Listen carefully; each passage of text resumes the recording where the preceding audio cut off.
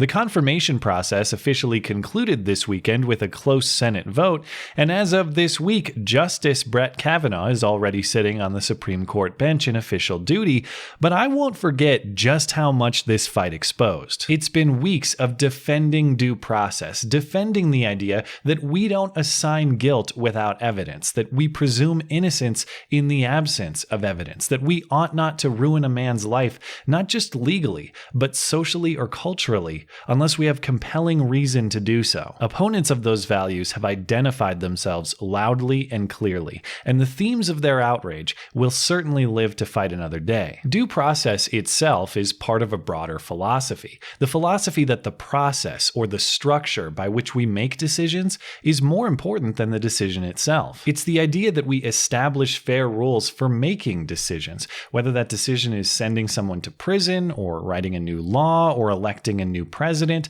and we all agree to those rules and to operate for political victory within them. And I personally believe in those rules very strongly. I believe the American Constitution has established a system where democratic will can generally win, but cannot trample minority rights in the process. It's a system I seek to uphold even if I don't win. It's why if my political preferences lose any given battle, I'll try to regroup and convince others to my side to win within the system next time. I don't go clawing at the doors of the Supreme Court like I'm part of some undead zombie apocalypse demanding the whole system be shut down because I didn't get my way.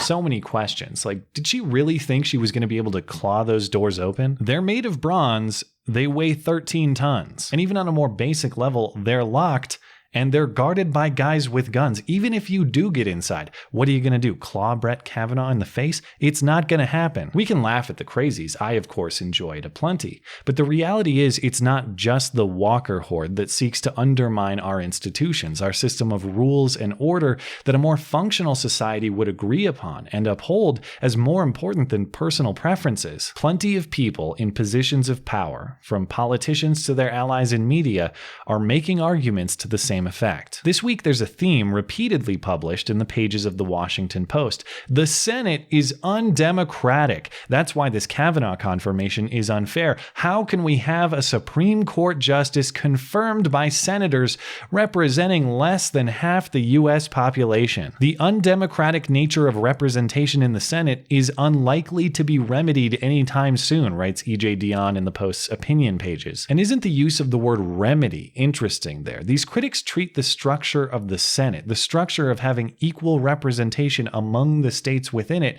as a flaw rather than a feature, as some sort of problem to be fixed rather than proper design. The reality, of course, is that pure democracy, simple majority rule, was never in the minds of the framers of our Constitution. In fact, it's something they often sought to restrict. We have plenty of so-called undemocratic structures within our federal government. We don't elect the president by simple popular vote. We do it by the vote of the states. The much maligned, but in my opinion, misunderstood and undervalued system of the Electoral College. The president, of course, has veto power. He can override a simple majority of legislators in writing law. And recall, modern Senate representation is actually more democratic than its original constitutional design. Not until 1913 did states directly elect their senators. Prior to that, each state legislature selected 2 senators to send to Washington. A lot of this structure is a reflection of the original founding purpose and scope of our federal government. By our constitutional design, we are a federation of what is supposed to be mostly autonomous states. The federal government is constitutionally intended to be generally just a peacekeeper between and collective defender of the states, with aspects of your day-to-day life generally governed by each state individually, not top-down from the federal government. Direct democracy at the federal level was never the intent of our constitutional framers. A federal government that operated on behalf of the states was. And thus, the framers designed the system such that individual state sovereignty could be maximized and small states would not be trampled by the tyranny of the majority. James Madison wrote specifically to this concept in Federalist 62. In the Senate, the equal vote allowed to each state is at once a constitutional recognition of the portion of sovereignty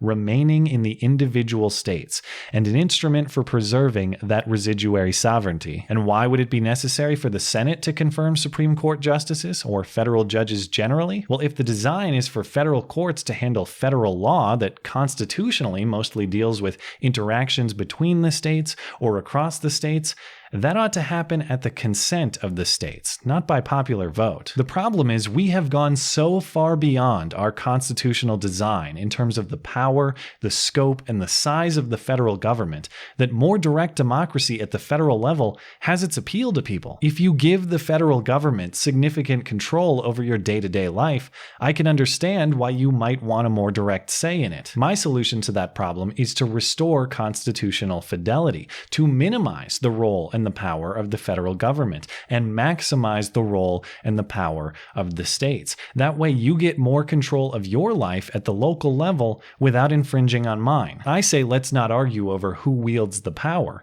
I say let's just reduce the power, and then it doesn't matter who wields it. I don't like top-down control. And neither did the constitutional framers. I want you to be free to live your life, just as I want to be free to live mine. That's not the attitude shared in the pages of the Washington Post, however. They do want that top-down control. Their complaint isn't with that power per se. Their complaint is just that the top-down control isn't from people they like. So if you don't win the game, just change the rules of the game. And this particular article from the Post is pushing 3 criticisms of not just the Kavanaugh confirmation process specifically, but by extension, several pieces of our constitutional structure overall. In summary, our author writes that Kavanaugh is the first Supreme Court justice nominated by a president who lost the popular vote, confirmed by senators representing less than half the country, while having his nomination opposed by a majority of the country.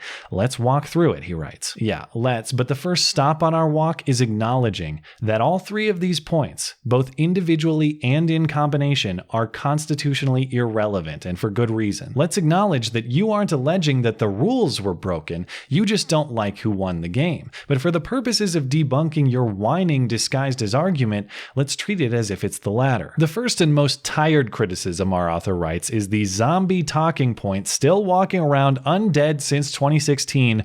Donald Trump lost the popular vote. Almost 3 million less votes than Hillary, and remember, only about half of adults voted anyway, meaning Trump only got about a quarter of possible votes. The popular vote is not, has never been, and never should be the mechanism by which we elect the president. The president of the United States serves at the pleasure of the states. The states decide who is president. Consider this: there is no national government office that is directly elected by the national citizenry. You vote in your state in all contexts, and the states make this call. And I don't understand why half of Americans not voting somehow makes Trump or any president illegitimate.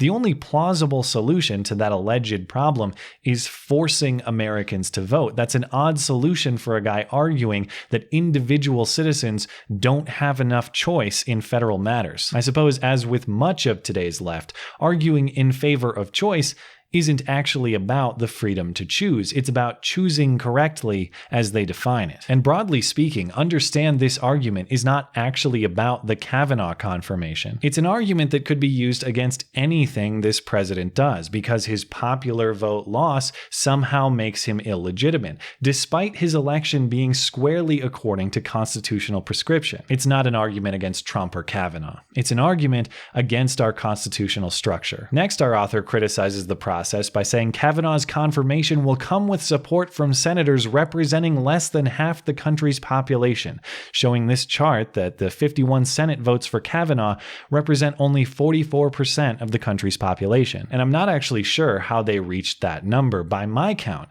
I see 32 states that had at least one senator vote in favor of Kavanaugh. Those states represent 56% of the population. So I'm guessing they did some weird population split in states where the senators split on the vote, to get a number that's better for their narrative. Whatever's going on here, the headline is just wrong. The senators who voted in favor of confirming Kavanaugh represent more than half the US population, not less than half. But even if that were the case, that's still an odd criticism. Of course, senators don't always represent the will of their states. That's by design, not by mistake. If that function wasn't intended, we'd eliminate the legislature and handle lawmaking by direct vote. And the measurement here is bunk in addition to the concept. This chart presumes that each state is unanimous in its opinion of Kavanaugh. That is to say, California is unanimously stacked against him on the right, and Texas is unanimously stacked supporting him on the left. And of course, that isn't the case. There is a mix of public support and opposition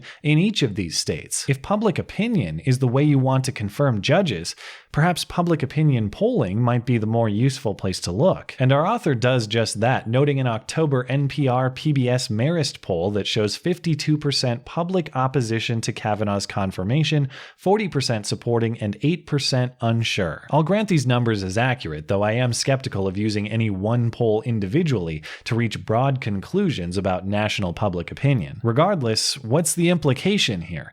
That public opinion should govern the selection of judges, or that judges should be directly elected? The whole purpose to our system of selecting and confirming justices and their lifetime appointments is to shield them from the political environment, to make sure they don't have to pander to the political whims of the majority, so they can maintain fidelity to the law and the Constitution, even when that might not be politically popular at the time. This entire case is outcome-driven political partisanship masquerading as a principled stance. I don't believe this author actually cares about democratizing the American political system. I think that's a convenient way to dry his tears when the politics of the day don't go his way. I don't believe, for example, that if all the facts remained the same, but the Senate confirmed President Hillary's progressive judge, that this article still gets conceived and published. It's why this Kavanaugh fight was so important, and why it's so important to recognize that the conflict that drove it is far from finished. This is not a fight about the court. It's not a fight about conservatism versus progressivism. This is a fight about whether we believe in our constitutional system or not. This is a fight about whether we believe in the process or not, or whether we just believe in the outcome at all costs. I've previously characterized this ongoing culture war as one of Bill of Rights or not. The idea that at the center of this split is whether or not we believe in the values articulated in the Bill of Rights. But maybe I was too narrow. This might actually be a broader question of constitution or nah, or maybe even rules at all or nah. On one side of this conflict, we have people who are saying, if you lose the game, just change the rules until you win. And in that reality, I cannot emphasize enough how important it is to see that these little battles like the Kavanaugh confirmation fight are not about the specific details in each case. They're not about whether you agree with the politics in each case or not. They're about the foundation of this country. Do you believe in it or don't you? So buckle up. I have a feeling the road we're heading down is about to get a lot rockier. Thanks as always for listening and for supporting this channel. Always appreciate that thoughtful discussion down below, and especially over on Twitter. That is at ML Christiansen. You're always welcome to coming out and chat in my live streams. Those are linked down in the description. Looking forward to it. Goodbye.